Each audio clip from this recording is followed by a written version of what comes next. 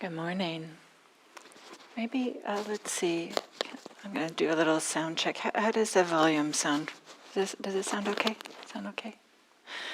Yes, as Martha said, I teach on Monday nights. Hard to believe it's been many, many years. Well, maybe 4 years now I've been doing Monday nights. That's a lot of Mondays. And here I am on a Sunday, sitting in for Gil while he's teaching a retreat down at IRC.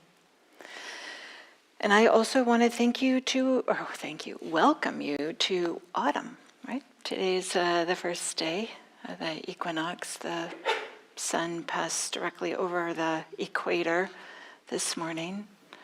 So it's, roughly the same length of day and night starting today.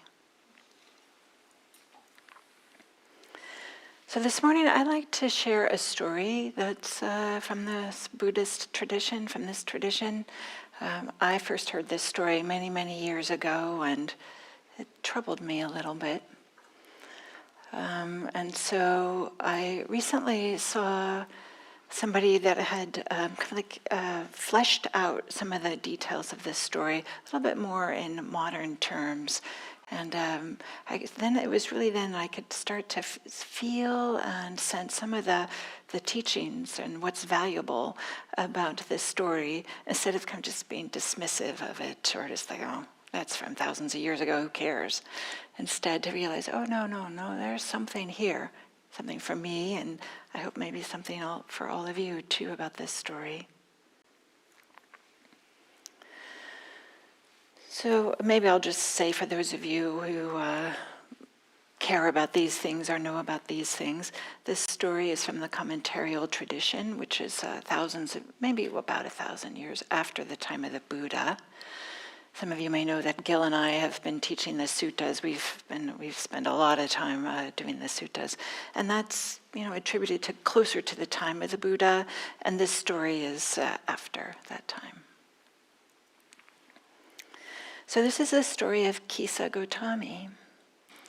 And this is a woman, and she came from a poor household.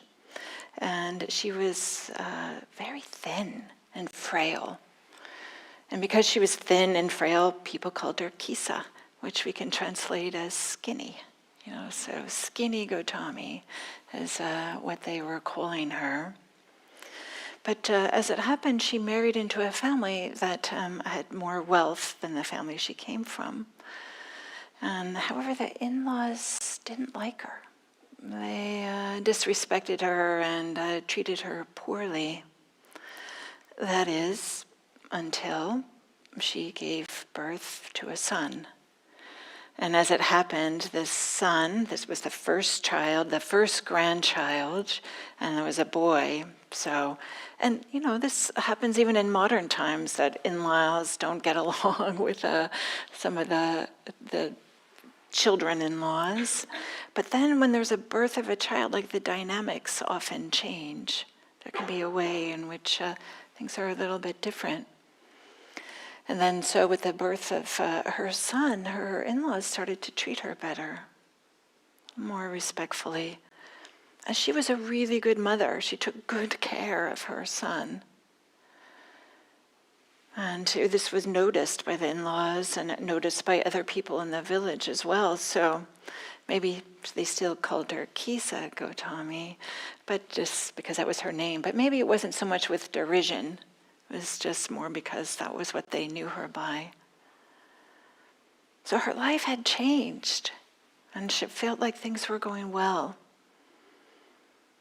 She had this child that she loved and was thriving. And then soon after her son had learned to walk, she and her son were out for a little walk in the village, and the son tripped and fell and didn't get up. And Kisa grabbed the son and pulled him up, but he was just limp. I'm thinking, oh my goodness, he's unconscious. That must have been a terrible fall. What can I do? So she kind of hits him on his face and tries to wake him up, but he's still not waking up. She's completely distraught. Please wake up, wake up. And the son doesn't wake up. And she picks up the son and takes home thinking that the relatives will be able to, help her. Her family will be able to help her and her child, her son, who just needs to be revived. And then soon everything will be okay and she could go back to the life that she had. Just if only her son would just wake up. So in her anguish and in her grief and trying to figure things out, she wasn't able to see that actually her son had died. She couldn't quite take that in, couldn't quite process it. So she's running back home. When she gets there, the in-laws see, oh my goodness, this is really bad. And she's like, there must be some medicine. What can you do? Help him, help him. He just needs to wake up. And they were trying to explain to her, he's not going to wake up. And she's like, no, you don't understand. Clearly you don't see. And they tried to reason with her, but she couldn't be reasoned with. She was convinced that simply if they could just see things her way, that they would understand that he needs some special medicine or needs something to help bring him back. And some thought, okay, well, maybe we just console her and say, it's going to be all right. Can you just relax? And she was like, what do you mean relax? No, that's urgent. I have to take care of things now. So maybe I'll say that I'll pause here with a little bit of a commentary. In the version of this story that I heard initially, it just talked about how Kisa Gotami was crazy. She went crazy. And I thought, well, I don't know about that. It just kind of wrote her off as crazy. But then when you start to think about it, something that had made, a child, right? There aren't many things that are much worse than this, right? A child dying. And then you add on top of that something that had really turned around her life, had made such a big difference in her life, and then to see it just gone in a blink of a moment. There's a way in which we ourselves do this, things that are important to us, that are very meaningful to us, and then they change. They go away. There's a way in which there's a way in which, how would we feel? It's devastating. It's devastating. And there can be some times in which society likes to tell us, or maybe we even tell ourselves, oh, you shouldn't be upset about that. Just go on with life. Or, oh, it's not really that bad. There's a ways that sometimes we gaslight ourselves. Oh, it's not that bad. I know somebody that was telling me that one of her dog had died, and it was devastating for her because her and this dog had been through so many life changes together and so many things together, and people were telling her, get over it. It was just a pet, and she was so really, really hurt by this. And what are some of the other things? We're talking about a child here, this is devastating, a furry family member is devastating, but there's also things about our youth, our capabilities, our jobs. There's some of these things that when they go away that we tend to not really understand and instead want to just ignore and frantically look for something to restore it, to return it. So it's not so much that Kisa Gotami was crazy. She just wasn't quite ready. This is devastating. I keep on using this word devastating. I can't think of a better word right now. That, to what's so important, to see it slip away. We don't want to see it slip away. We want to deny it. So, getting back to the story, so Kisa Gotami, So her family wasn't helping, so she thought, okay, there must be other people in the village here who understand. So she, carrying her son, who's not alive, carrying her son, this is just heartbreaking, right? Going to the neighbors, please, can you help him? And they were trying to talk some sense into her, quote unquote, and like, no, no, no, there's no help for your son. I'm sorry. And she's like, oh, I don't know, and going to the next door and the next door, and nobody's able to convince her until finally she gets to this house of some of the elders. And the elder, she understood what was happening here. She could see what was happening. And Kisa Gotami was asking for medicine for her son, and the elder recognized there isn't medicine for her son, but maybe there's medicine for her. And so the elder, she said to Kisa Gotami, said, there's a doctor, some call him the Buddha. He's nearby, why don't you go see him? He probably has medicine. So Kisa Gotami's like delighted, finally, here's somebody who's paying attention to her, who's not being dismissive and trying to pretend like something terrible isn't happening, and instead is giving her some direction, something to do.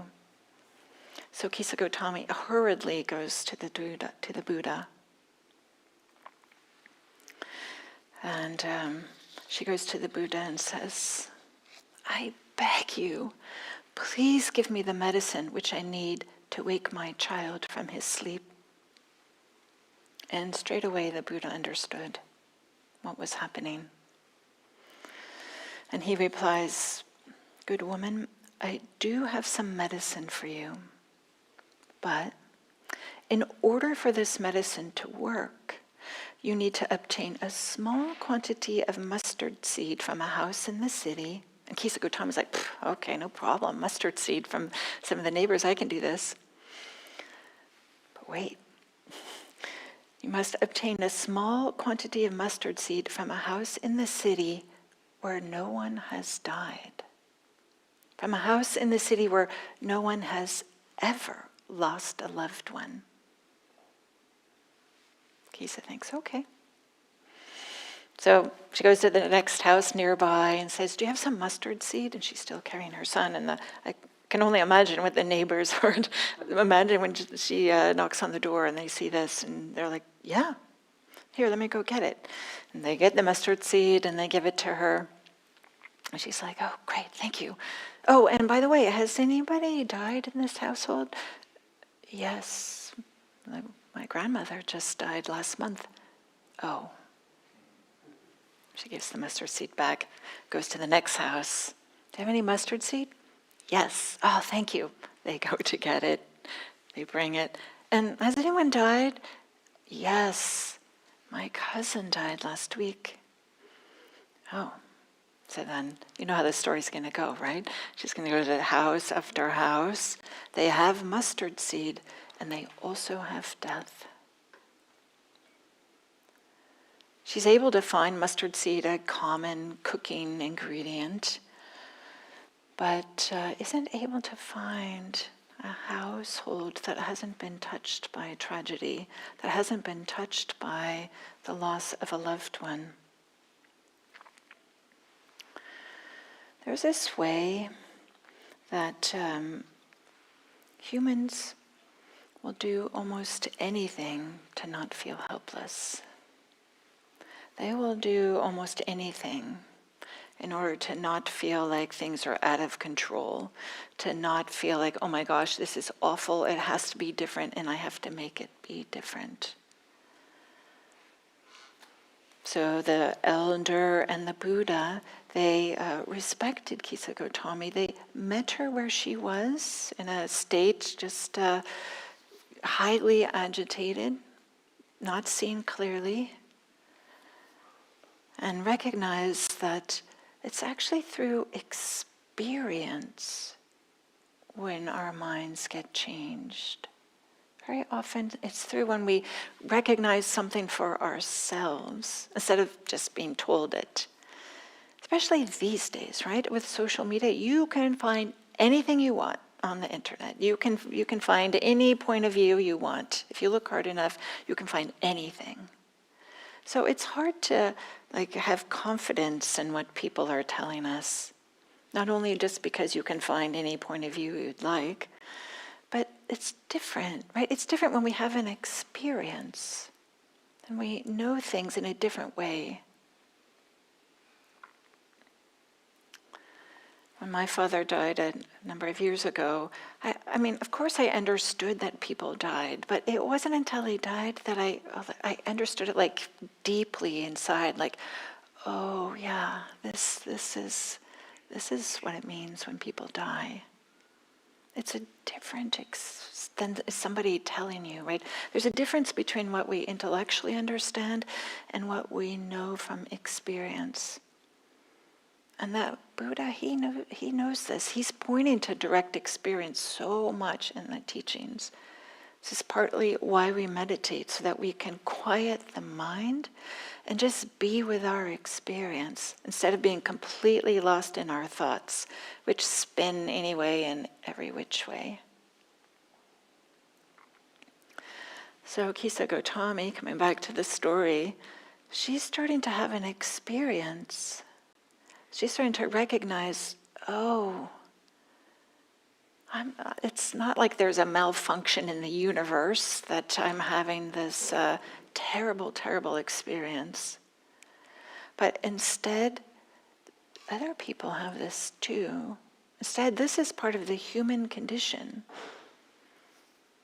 That there's terrible loss, there's difficulties. Nobody is exempt. Nobody. Not me, not you, not anybody. And we know this, right? The Buddha talks about this as the first noble truth. There is suffering. But there's sometimes a way in which we're kind of secretly thinking, at least I know I have for a lot of time, yeah, okay, that's for other people. There's a way in which we think, oh, there's something wrong with me, or I failed, or very commonly, whose fault is it? I have to blame somebody. And first, we're often, well, not always. For some people, they like to blame outside, and for some people, they like to blame inside, ourselves or blame others. But this idea of blaming, and it's quite something for me when I encounter the news and the different formats that it's available. It seems to me it's always about blame. Breaking news, this happened and we're trying to find who to blame. This happened and here's who to blame, and this happened and these people are blaming that. And I'm not saying we shouldn't hold people responsible. I'm not saying that.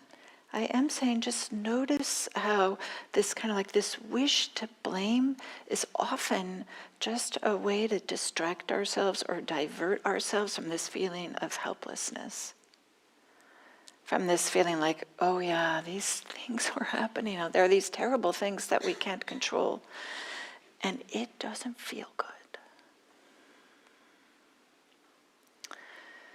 But there's a way in which they're maybe having the experience, turning towards experience as best we can, to be able to hold it with as much spaciousness as we're able to. When I first heard this expression from somebody else, I thought it was peculiar, but now I start to see it, this idea of gaslighting ourselves, the way that we kind of want to discount ourselves or talk ourselves out of some difficulty, or this isn't a problem, get over it, or something like that, or the way that we want to be dismissive and avoid things. But is there a way that we can recognize that, yeah, there's really hard things that happen in our lives, difficult things, and not only in our lives, and everybody's lives. The peculiarities, the distinctions are different, but every single one of us has difficulties. And it makes absolutely zero sense, no sense at all to compare. It's just all of us have difficulties. And there's something about meeting that and acknowledging that and saying, yes, this is the truth of the moment, as best we can. And so what is one way that we can do that? Is to tune into the bodily experience. This is a sense of despair, and it feels like heaviness in the shoulders, and maybe there's a lump in the throat or tightness in the belly or something like this. Or maybe there's just like, oh, there's this feeling of helplessness and overwhelm, and then maybe you just feel your feet on the ground, just feeling connected and grounded this way, this way. There's a way in which being with the body can be such a support because it interrupts the momentum of all the catastrophizing or the spinning out that we can do. Some of us don't like to be in the body or feel a bit disconnected to the body. So this is why I offer just being grounded, just feeling your feet on the ground. Don't underestimate how this simple thing can make such a difference. Back when I was working in corporate America, I learned that this was something that I could do like when I was in a meeting that was going south. Just somehow like feeling my feet on the ground made such a huge difference from me not to like get pulled into the fray and want to, I don't know, defend myself or assert myself in some kind of way that would have been unhelpful.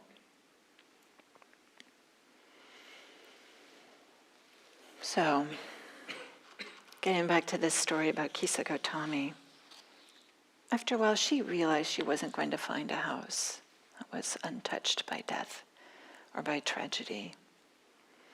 And she couldn't help noticing how many houses, in fact, had lost a child.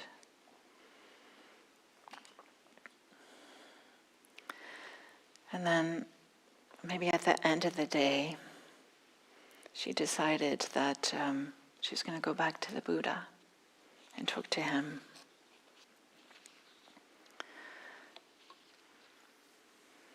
So she was still feeling the pain of her loss. It's not like she no longer was no longer devastated or was no longer feeling sad.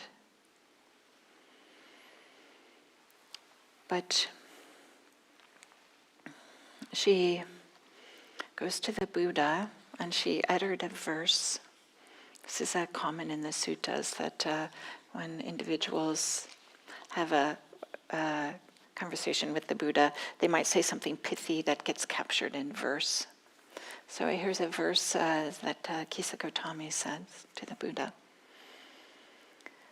It's not just a truth for one village or town, nor is it a truth for a single family, but for every world settled by gods and humans. Impermanence, indeed, is what is true. Endings, changes. This is true for all of us. This is true for everybody, everything. There's a part of us that know this. Today's the first day of fall, right? It's the new season. Summer is ending. Fall is, I guess, technically here. This something about noticing impermanence in particular is liberating. The Buddha, after he first became awakened, some of you might know this story, that he went and taught his 5 former companions, and they had practiced extreme asceticism together.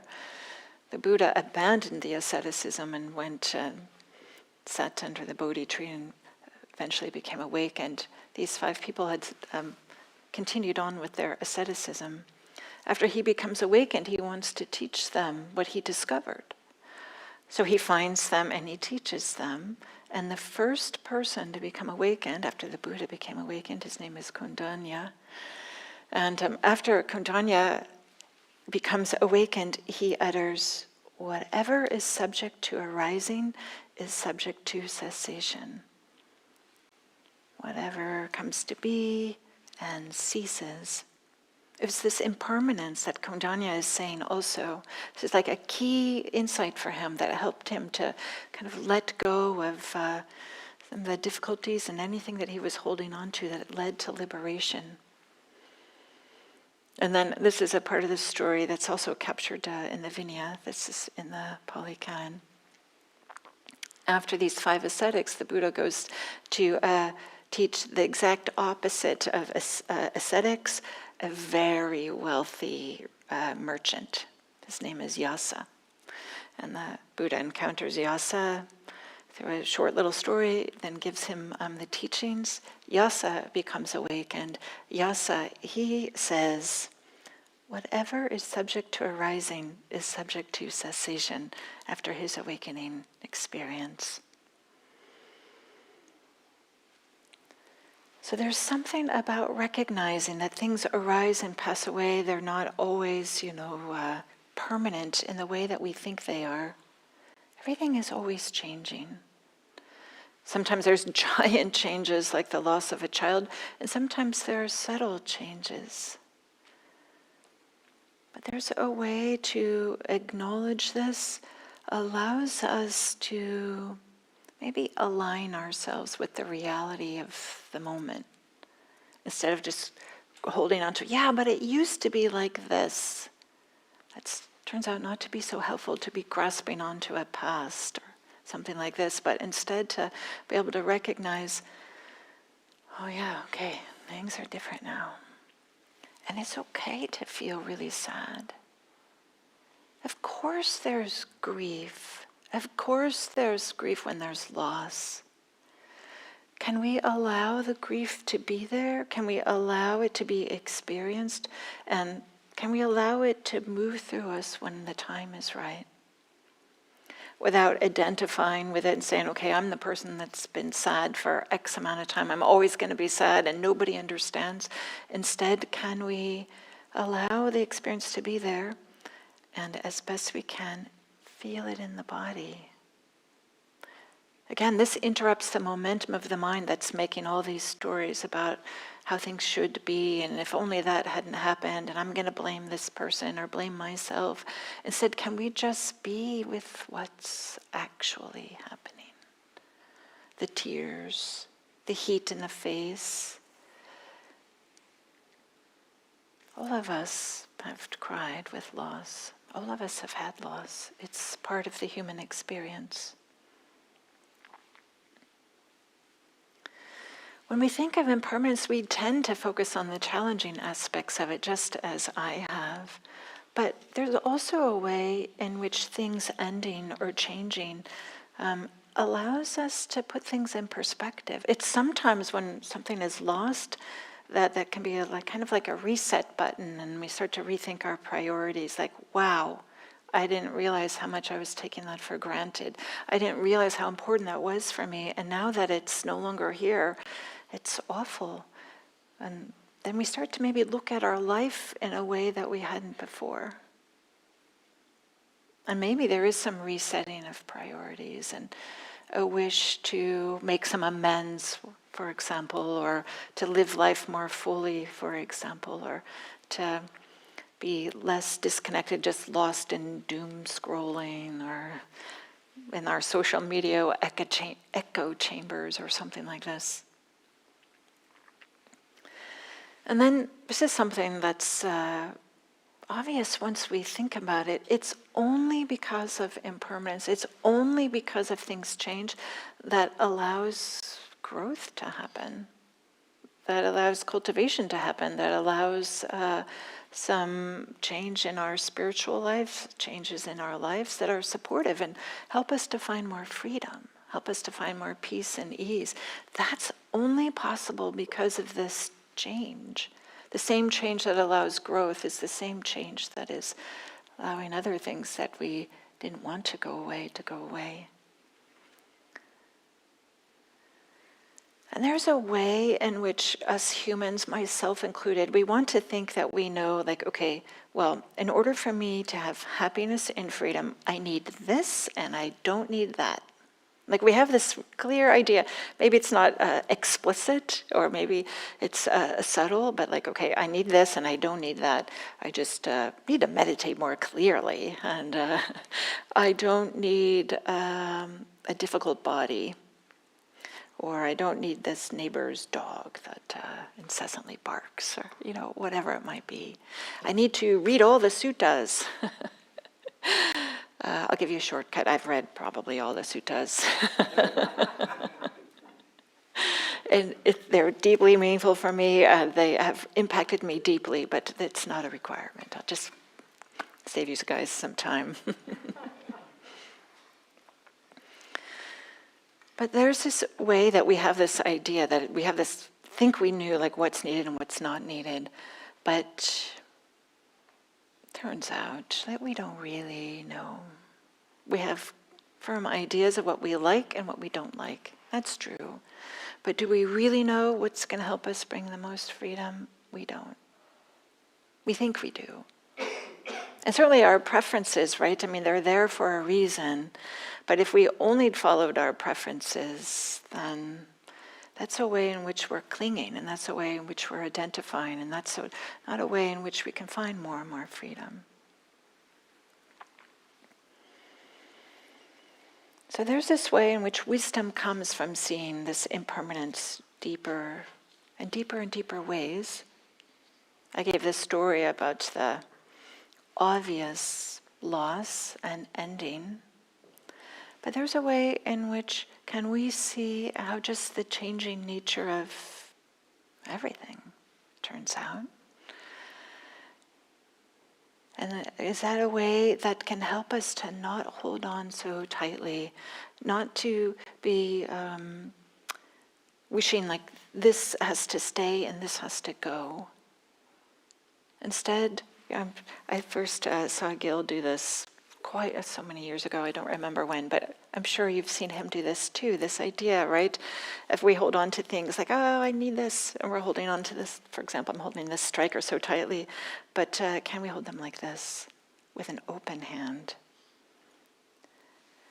Just sometimes for me, like when I first saw this visual, I felt like, oh yeah, it's not like, okay, I have to get rid of it, right?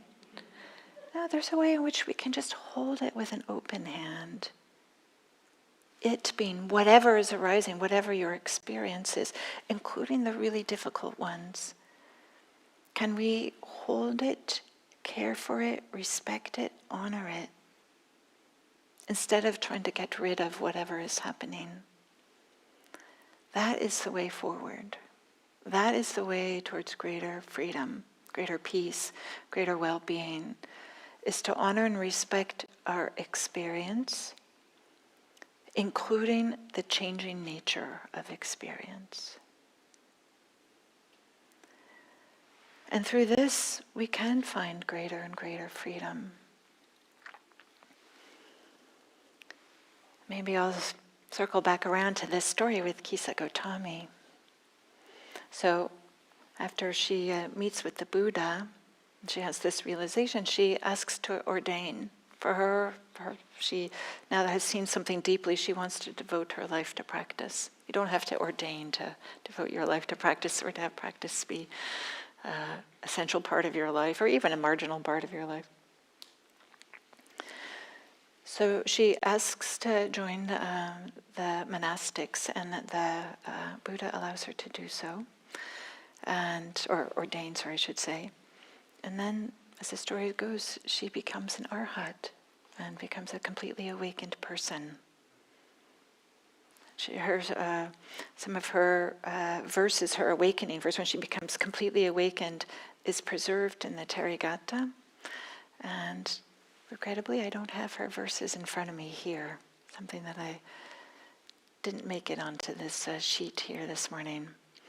But there's something for me that I just appreciate so much, that just somebody who was having difficulties and maybe felt like, her world was ending, but found a different way, and found complete freedom, complete peace.